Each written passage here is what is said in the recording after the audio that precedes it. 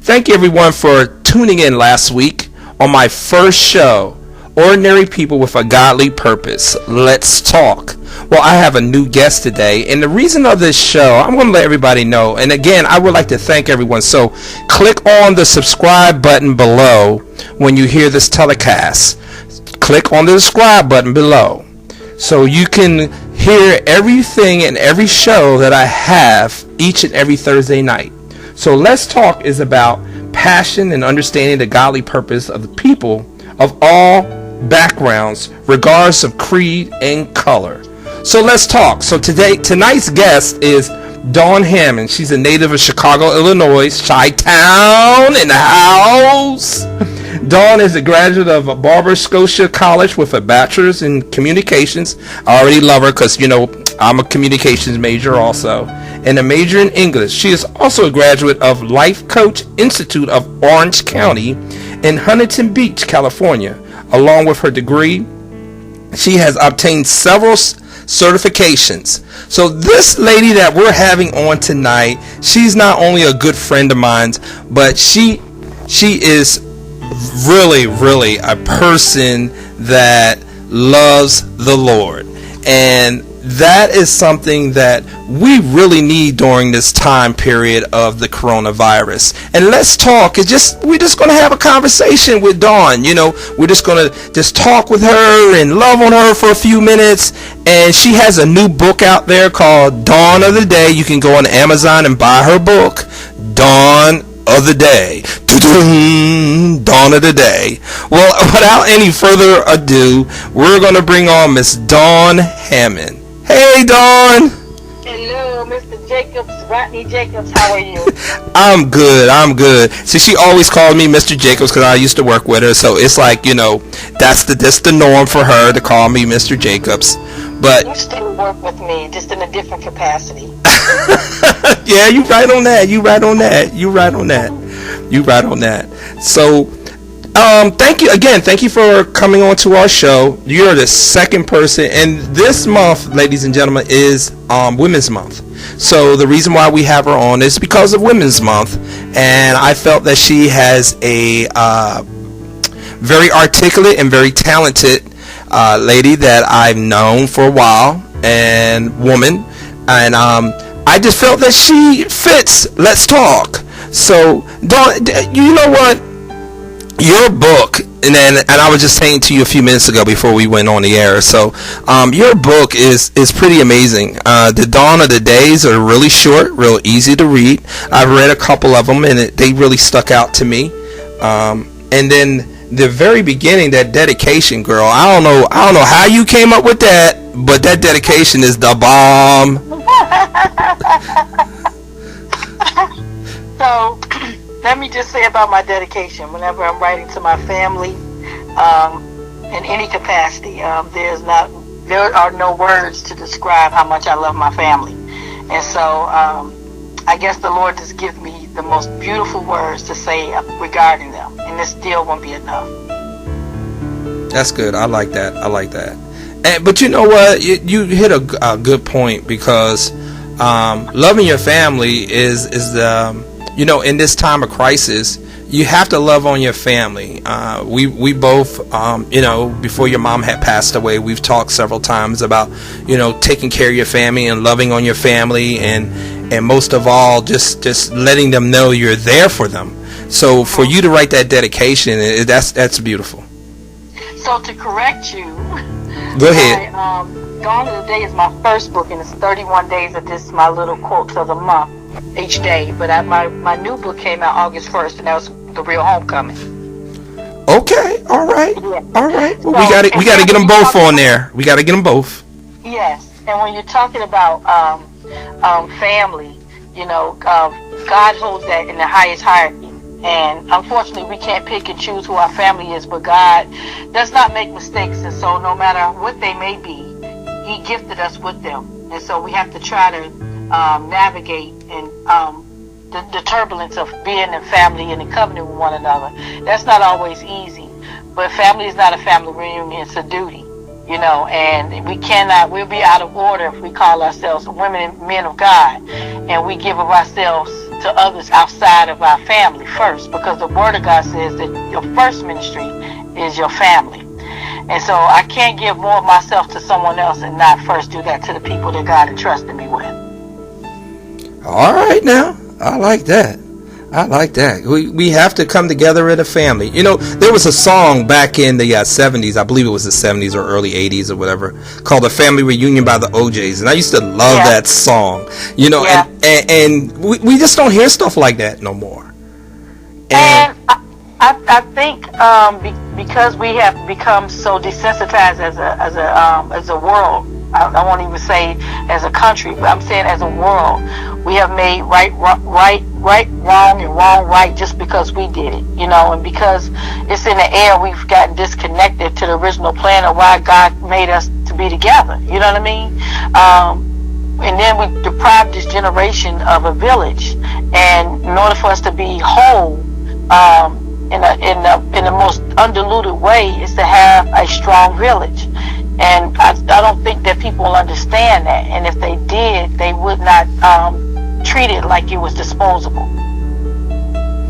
You know, if you can elaborate on that disposable, because, you know, as a family, we sometimes dispose of our families like they just trash. We take out like the trash, or we fall out with our families, and the next thing you know, it's 2-3 years down the road, and you're not even talking to them. But when they die, you want to perform at their funeral.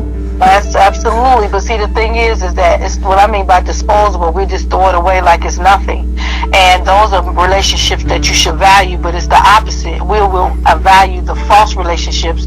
That means, you know, I'm not saying that friends can become family too, but sometimes we'll go outside of our village and get in connection with other people, and that's good to add to your village. But authentically, if you can't connect to the people that you're supposed to be with, and I'm not saying you all gonna get along on a regular basis, but there's just lines and boundaries that you don't cross in families, and when you do, that's the destruction of the family.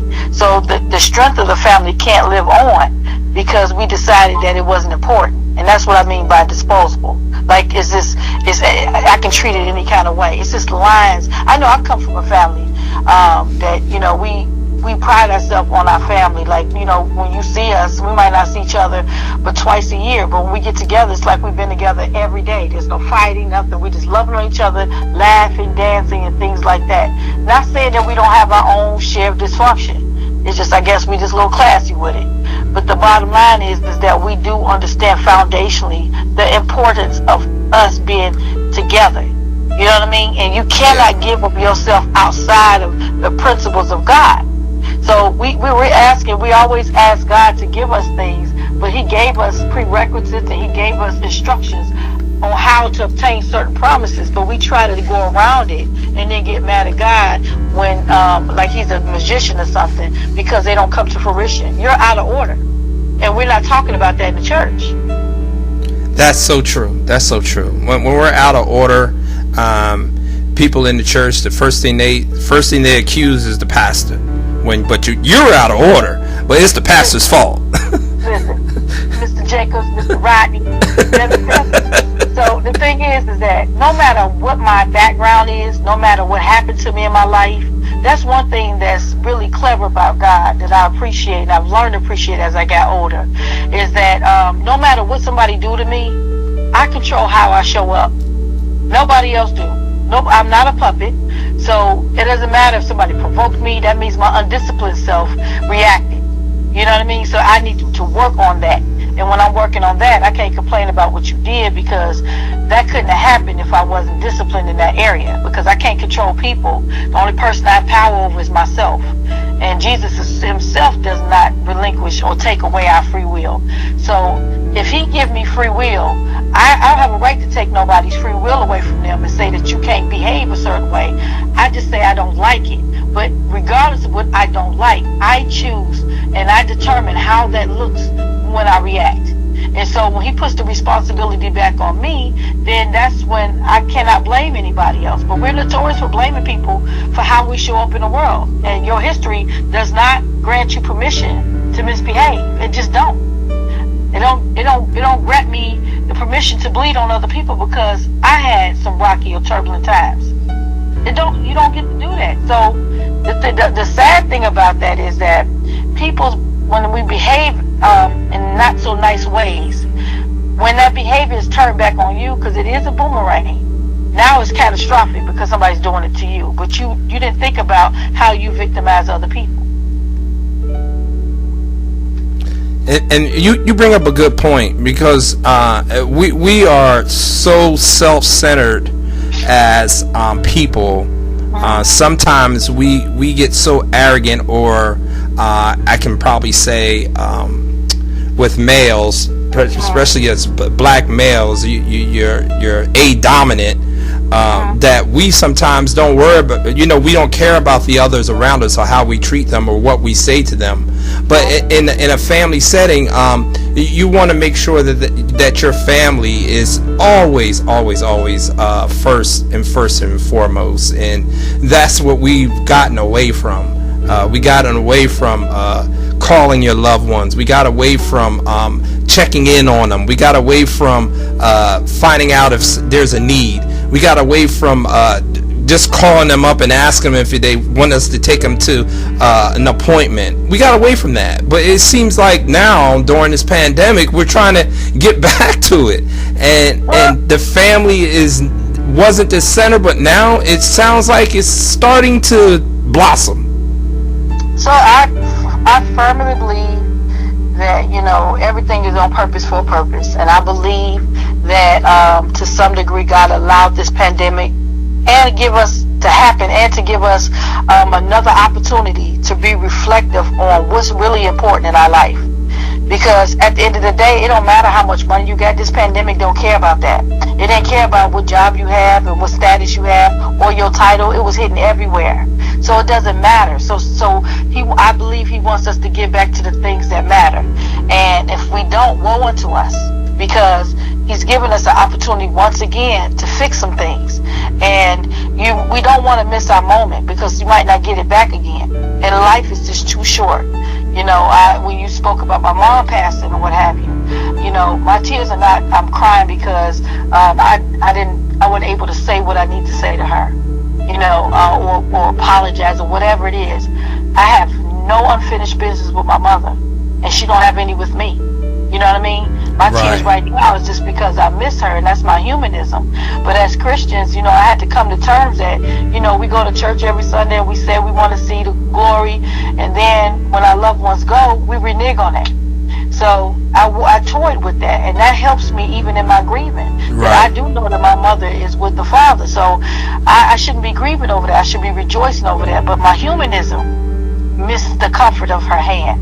And God knows that, and the beauty of that is that he sends different things, whether it's any noun, person, place, or thing, to comfort me if I allow them to. But the bottom line is we got to ask God to let us see. And I talked about the windows in my second book, about window work, about when your windows in your house is not clean, you cannot foresee danger, nor will light get into your home when you open the blinds. So it's distorted. And a lot of times when we're looking at life, it's in a distorted way. It's in a selfish way. And my mother's time on this side of heaven was finished, whether I like it or not. So I need to be okay that he does not make mistakes, and find out what I was supposed to learn in this part of my life. Hold up now. No, hold the phone. Hold the phone. Now, see, this is the Miss D side I don't see. And for the name of my show, again, I'm gonna let everybody know, the name of the show is Ordinary People with a Godly Purpose. Let's talk. And she is really talking. I mean, she's not just talking, just babbling, but she's talking with purpose. And some of the things that she said so far has hit home with me, because my dad, and you know as well, my dad has dementia, and he's still on this earth, but his mind is gone. But I still love on him anyway. I still say, "Hey, Dad," and when he even tells me that I don't know who you are, sir. And and you just roll with it. You just roll with it. And because the thing is, Rodney, is first of all, we do know that everything has to change. Every flower has to change. You know, it Amen to that. Color, it changes the stem. It just changes, right?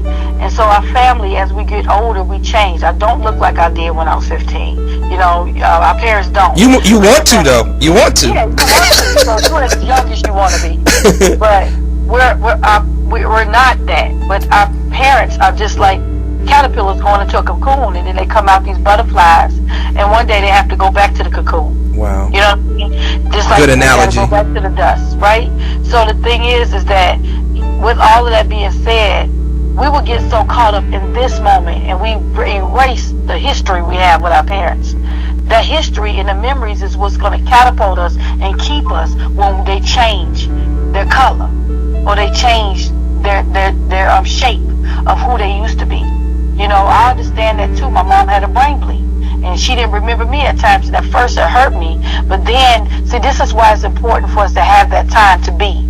Because when you're a being, that's when you're quiet and you're nothing or anybody, and you're allowing God to download the truth of your life so you can navigate this world correctly and even see your circumstances correctly. That's when he said, I'll give you the peace that surpasses all understanding. He said, don't look with your eyes, but you got to trust him. You know what I'm saying? Right. You got to trust him because your eyes will fool you. Walk by faith and not by sight. Because I trust God and because I have faith in him. And it don't have to be this enormous faith. He said just as small as a mustard seed. That's because right. I know he did not make mistakes. He already knew that this was going to happen to our parents on this time in this time of our life. What are you trying to teach me and my family right now while we go through this? And then we love on them wherever capacity they are, because anything that's still alive is growing, and fertilizer is love. And so your father needs to still be loved even when he can't remember, because we got to think about how he feels. That's it right. must be scary when I see things and it looks familiar, but I'm not clear on it, to the point I start getting aggravated. So I don't take that personally when my mother would behave like that. I took it as a moment to give her back what she gave to me. That's what reciprocity is. You give and you shall be given, pressed down, shaken together, running over. My mother placed seeds on my ground. Now she was able to harvest what she put on my ground. She taught me about the power of giving. And so we get so caught up because we get fixated on the people that didn't give to us. And we forget about the people that did give to us. And so then we think they're disposable, like they're always going to be here. And we take those people for granted. Those are the day ones, genuine people. And then the people that don't do anything from you, you know, we treat them like royalty. And I've learned that through this process, that you just can't do that. But that's when we talk about the power influence. Notice that one person might not like somebody. A group of people come over because this person is some kind of relevance in the crew. Everybody start taking on the same spirit as this person because they don't like somebody. You don't even know them. So you already counted them out just because of the influence of someone else. That's why it's important when you're trying to travel this world of Christianity to line yourself up with like spirits when in your front row. Because you are what you hang out with. If you hang out with dogmatic, insensitive people, sure enough, it's paint drying on the wall, you're going to have the same disease. That's just what it is. It's a dis-ease. When you're causing discord to somebody or to yourself, it's a dis-ease. That you know, you bring a good point, because when I was a recruiter in the military, in the Army, I used to tell folks, I say, hey, whatever you were when you were on the street, you're going to be that same person in the Army. Only difference is we're going to give you tools to become a soldier. And I tell folks, I says, hey, if you feel that there's something wrong with you, i.e. if you're stealing out here in the Walmart, you're going to still be stealing when you're in the military. So you can't run away from yourself. Yeah, exactly. You know? And those force of habits, those different habits, even when, you know, and you probably can say the same thing about keeping up with the Joneses. You know, that next door neighbor gets that brand new car, and the first thing you want to do is go out and do what? Get another car. Get another car. And you know you can't keep it up. Yeah, exactly. But what people doing with that is feeding an infirmity. You know what? Nice. When I feel good, I think. When I think right, I feel good. And when I feel good, I think right. So if I'm in dis-ease, I'm not going to fully think like I should. Because it's going to be distorted. You know, and then when I don't have dis-ease in my life, I feel good, so I think right.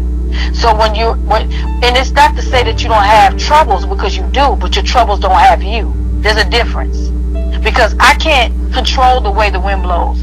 That's why God gives us an insurance policy. He told us in Joshua, read my word day and night, meditate on day and night. We notice that we feel good when we hear the power of God and we hear his word. And so if I do that, the insurance policy is that my tree won't fall over when life happens to me. It happened to Jesus, but for some reason we think it don't supposed to happen. Do I like it? Do I like people being dishonest? Do I like people being mean, dogmatic? No, I don't. But the fact is, I'm thankful that God gave me an eyesight to see things so that I know what I'm working with, because that's half the battle. You know what I mean? He gives us arsenal that we do not use to help in this battle of life.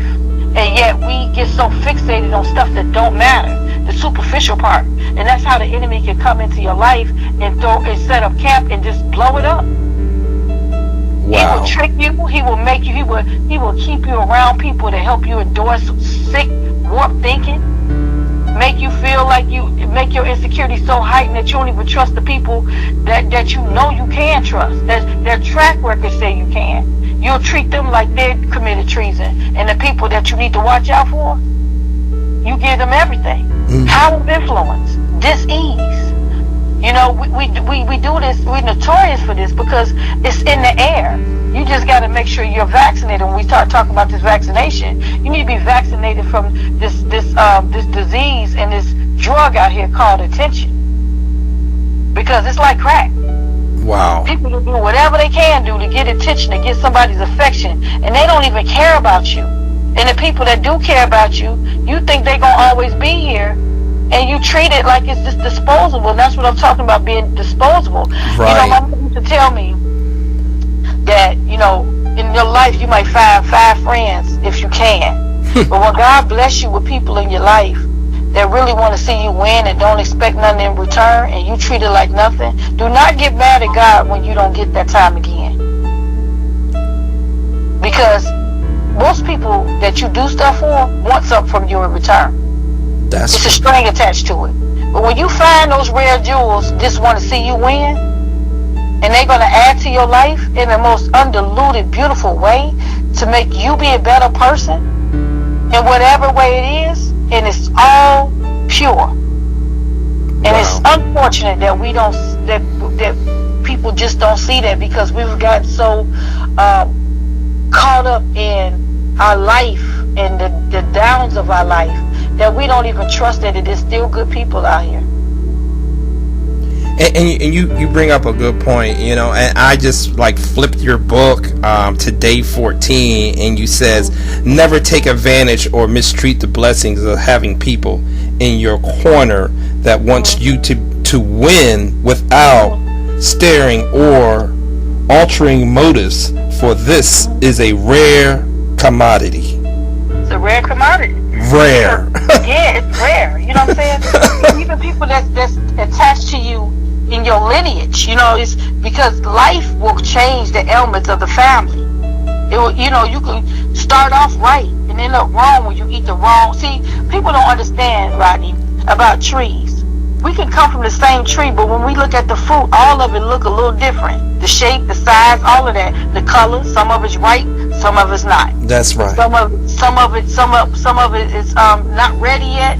Some of it is fallen. You know, it's busted open. It's different things. But we are sometimes broken branches from roots that should have been cut. Wow.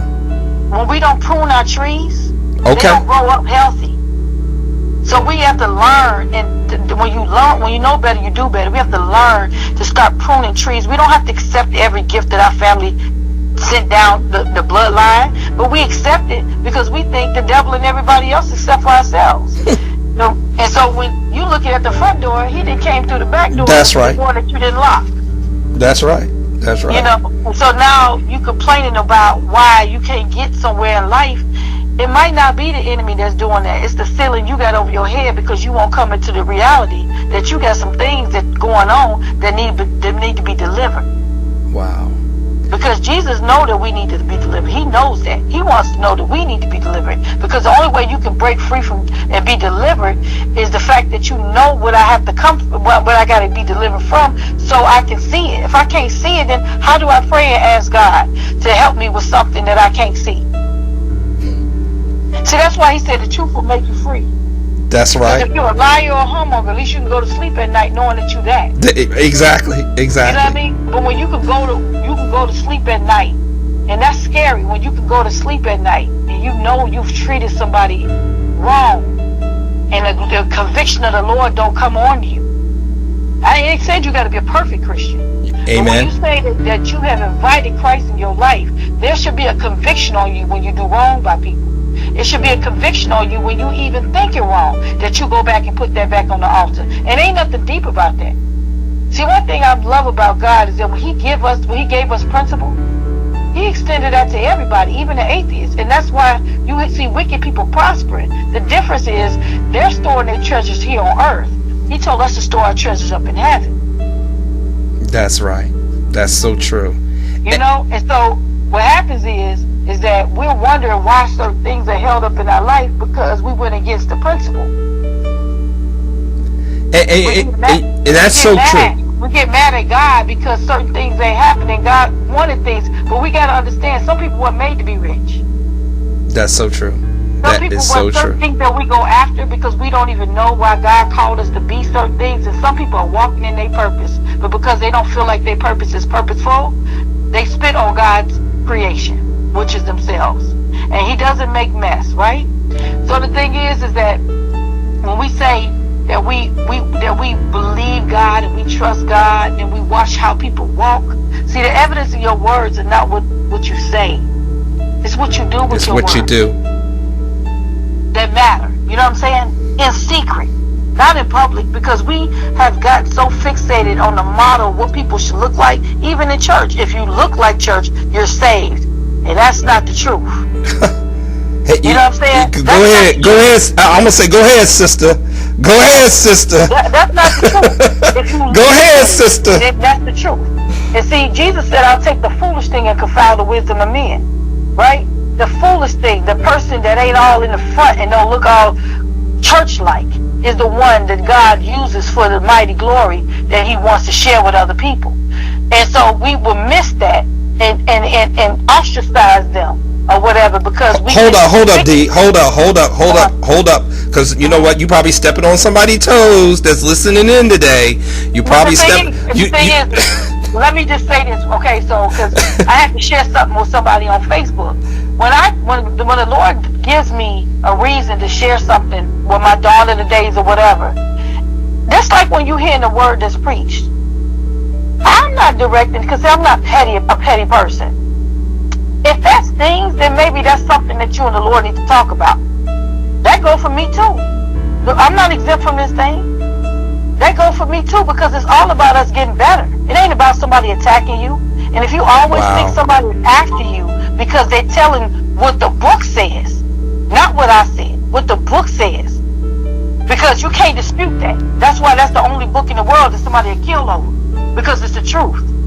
And so when you say it, well, they act like they got it. No, you think that. I never said that because I ain't mastered this. I would never be one of those preachers that go around and act like I got this thing matched. Because if I did, it was time for me to leave this world. I don't. Today I got it. That's why I got to take up my cross daily. And if I don't, I'm subject to go to the penitentiary in my own flesh. I know that. That's why I know this. My creature is she. She don't have a name. She don't like me. And she wants to sabotage my life if I let her unleash. That's why I'm constantly working on disciplining myself with certain things that I would react to. But now I know I can't, because that's the creature talking, not the God in me talking. And the name of my show is Ordinary People with a Godly Purpose. Let's talk. And we're just talking. I mean, it's not. Has nothing to do with already be pre-planned and hey Dawn, this is what you need to say. We're having a conversation, folks, and we're talking about the family. We went from the family all the way into what the purpose of your life is. And you know what? I need you back on the show. I need you. This is our second install. This is our second installment of Ordinary People with a Godly Purpose. Let's talk. And we are so happy to have Dawn Hammond on the telecast for today. And she's not only giving you tidbits and nuggets. You know, I done wrote down out of order how to show up. There's a lot of different things she's been given, and you have to try to just walk in this time. Walk in this time. I say that because everything she's saying, you have to walk in this time. Because if you don't, that she person that she talked about is going to jump out. Don't ruin your life, you know. But the thing is, Mr. Jacobs, Mr. Rodney. That's fine. And Miss Dawn. The beauty about God is that He never asked me to be perfect, or you, or anybody. He just said, try every day to be the best person you possibly can be. That lines up with why I created you. And if people don't know why they were created, then that's the time when you need to be silent and allow Him to come in His way, not your way.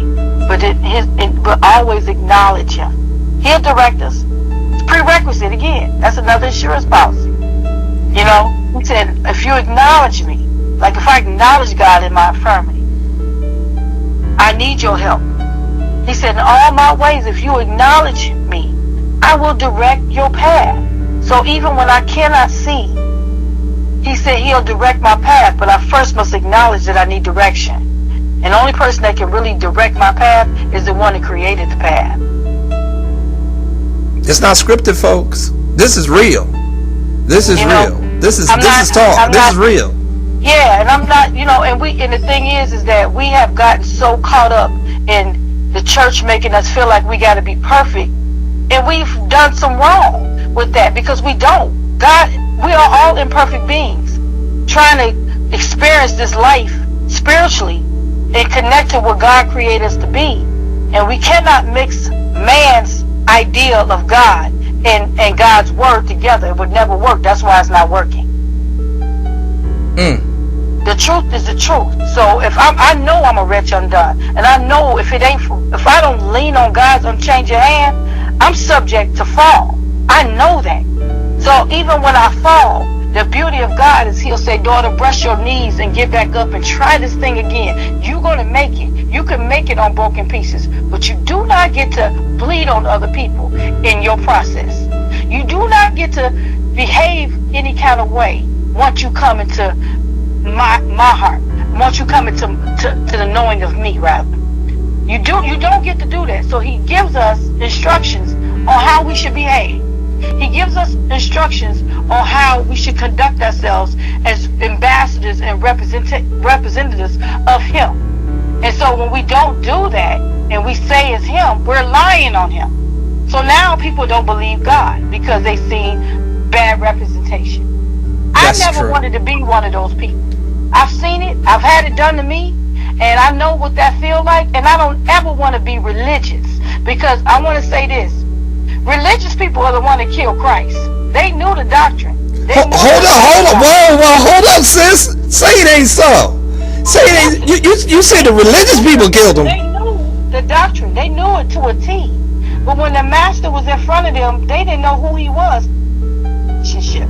See, relationships change your life when you cultivate them, when you're intentional about them. And then when we go back and bring it back to the family, you got to be intentional about cultivating your relationships in your family. Each one of us have a place to play in the family. And I used to tell my family all the time, I can't be nothing to you what you don't allow me to be. That's right. I have no right to force myself on you. Jesus don't even do that to me. So how do I do that to you? So if you don't allow somebody to be something in your life, then first you must say that I'm the one to put the stop to it. Not God, not the person, because they only can be what you invite them to be. And you have to be intentional about your relationship with God, and you have to be intentional about your relationship with others. So if you're not intentional and you're not investing in it, then you ain't going to get no money. So a lot of relationships are broke because there's no investment. Some relationships with God is broke because there was no investment. So true. Without investment, there is no return. No. So if I go to the bank and I ain't putting no money in there, and I'm arguing with the teller, telling her to give me money, they're gonna call the police on me. You know why? Right. Because I'm gonna look like a crazy fool trying to get something out of nothing. Right. That brings a point, because we're talking about family and everything, and I was watching the news today, and it's so disturbing that it was a Mecklenburg County sheriff, I think it was, and he was pulled up to a car, and there was a fugitive on the run, and the family was more worried about his birthday that was today than trying to get this young man help. As a fugitive, they're baiting and inviting a fugitive, but they were so interested in giving his hurrahs for his birthday today. And lo and behold, the young man got killed. Anytime a young man get killed, a black young man get killed, it's a tragedy. But when your family is so involved in your birthday, when you're a fugitive and they know you're a fugitive, your family's not really taking care of you. So the thing is with that is that every cosign is not a good sign. So sometimes we have this warped sense of what allegiance means. To the fault we will hurt somebody because we will create deficiencies in our family members because we won't tell them the truth when the opportunity presents itself. Or we'll cover up. We're supposed to cover up each other, but not to the point that we keep them secretly sick. That's a society in itself. Wow. A secret society of people that's secretly sick but present themselves like they're whole. And so don't you go down that rabbit hole. Listen, we see that all the time because mental health don't have a mental health sign on the front of them. That's right. We'll go to work with people all the time, go shopping in these stores, and people just look like regular people, and then all of a sudden they just bust out of nowhere, and everybody like, oh my God, I didn't know they would do that. Yes, you did. You just didn't want to see the signs. They were there. Sometimes they were there. You know what I'm saying? Sometimes signs were there, but we don't want to take enough time to. This is how you help your family, because just like medicine, some medicine was nasty, but it was for our good. And when people really love you, they're going to tell you the truth. Even when it's sting, it ain't going to kill you. It's going to make you better. But when you're not teachable, then there's nobody can tell you, because you always going to take it as like they trying to come against you when you have a spirit of offense on you. So that has nothing to do with me now. That got something to do with somebody else. And just like I tell people all the time, just because you got something to say to people, because I'm learning not to get in God's business. And when I start trying to get in his business, he sends me signs and say, stay out of it. Let me do what I need to do. That's right. I'm like, this needs to be fixed, God. He's like, no, it's going to get fixed, but you don't get to decide when it gets fixed. But trust me. Trust my track record. I always fix it. Amen. Amen. I like that one. So the thing is that we will sit here and we will have something in our belly that we feel like we want to share with somebody. But Thessalonians talk about there's a time and place for everything. Seasons for everything. I mean, Ecclesiastes talk about there's a time and place for everything. A time and a season for everything. Even for your words. Because the thing is, you could be right what you're saying, but it ain't the time to say it. So even though you're right what you're saying, because it wasn't in right timing, it's not going to sit on the ground and get fertilized like it should. Wow. And so we notorious for that, because the world say being bold is strong. No, what strength is me disciplining myself enough to keep my mouth shut when my undisciplined self really want to say something. That's strength right there, when you can shut your mouth when you know you should say something, but you understand it ain't the time. And that's power. That's power right there. That's power. That's power. I can't do that. That's an art. That's a discipline. That's a tutelage under Jesus Christ Himself. That's that power. He has to teach us all, because we all quick to run our mouth. I know I am. I used to be something else. Oh yeah. And you could be something else, and I know that, and I don't like that part of myself. So because I didn't like that part, when I start coming into agreement with who God made me to be, and I start becoming unapologetic when I found out what that was, then I start coming into terms with some of my isms in my life that wasn't in agreement with what he called me to be. And I'm constantly looking at them because I want to be a better person, not just for myself, not just for God himself, but I got other people that's attached to me that's looking at me, not what I'm saying, but how I'm moving. Again, this is Ordinary People with a Godly Purpose. Let's talk. And we're just about almost out of time. But, you know, Dawn, thank you for being on the show today. This has been a blessing. We're gonna have to bring you back. I have no doubt that we need to bring you back because you have so much to say and these tidbits and nuggets. And I just wrote another one down. Read the signs, and you bring so much to the table that we just can't do it within a 30-minute time frame. So we're gonna dedicate some more time on our show that airs this Thursday. And we'll be able to talk to Dawn Hammond some more. Dawn of the day. And thank you for having me. Oh, it's been a blessing. What was some last words you would like to say to the audience today? I would just tell everyone, that's one of my mottos that I live by, is to be strong enough to be different and mature enough to change.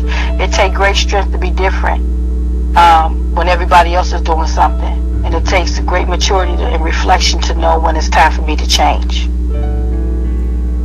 Folks, again, this is Ordinary People with a Godly Purpose. Let's talk. This was Dawn Hammond, and I hope you enjoy the show today. Have a good night.